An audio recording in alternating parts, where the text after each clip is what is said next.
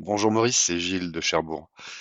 Comment définirais-tu la fraternité en franc-maçonnerie? Je te remercie pour ta réponse, qui sera, à n'en pas douter, juste et parfaite. Bonjour Gilles. Je ne sais pas si ma réponse sera juste et parfaite, mais voilà ce que je dirais au sujet de la fraternité.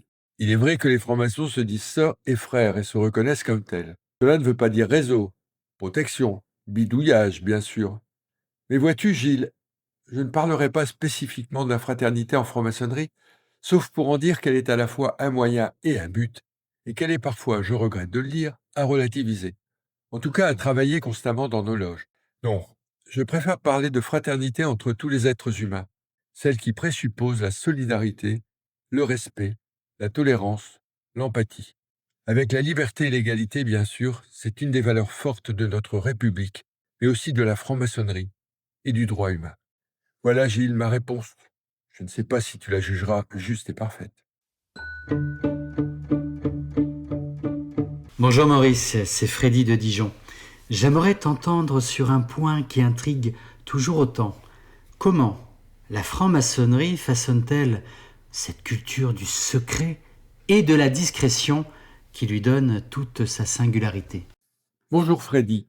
En préalable, tordons le cou à une idée fausse, celle qui voudrait que la franc-maçonnerie soit une société secrète. Il n'en est rien. Les obédiences ont des sites internet officiels, leurs adresses sont dans l'annuaire, des conférences publiques sont organisées, des communications sont réalisées. Si l'on pense que le secret maçonnique, c'est ce qui se passe au sein de nos loges, nos initiations, nos rituels, alors, moi je trouve qu'il s'agit d'un secret de polichinelle. Quiconque peut facilement trouver sur Internet des vidéos ou des textes qui lui montreront ou lui expliqueront en long et en large nos pratiques. Mais il est une chose de le voir, de le lire ou de l'entendre, et autre chose de le vivre. Voilà le secret maçonnique, le vécu intime et personnel contenu et ressenti par chacun au long de son parcours maçonnique. Chaque parcours est différent et singulier.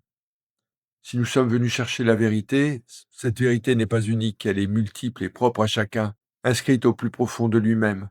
Voilà le secret. C'est difficilement racontable et partageable. Et puis, tu le sais, Freddy, quand on parle de secret, chacun cherche à le connaître. Pour ce qui est de la discrétion, elle tient à notre promesse de ne pas divulguer des informations sur nos travaux et sur nos membres. Il appartient à chacune et à chacun de faire le choix de se dévoiler, de dire qu'il est franc-maçon ou de ne pas le dire. Je pense que cette discrétion d'appartenance tient à l'histoire d'une part et des violences dont certains furent victimes.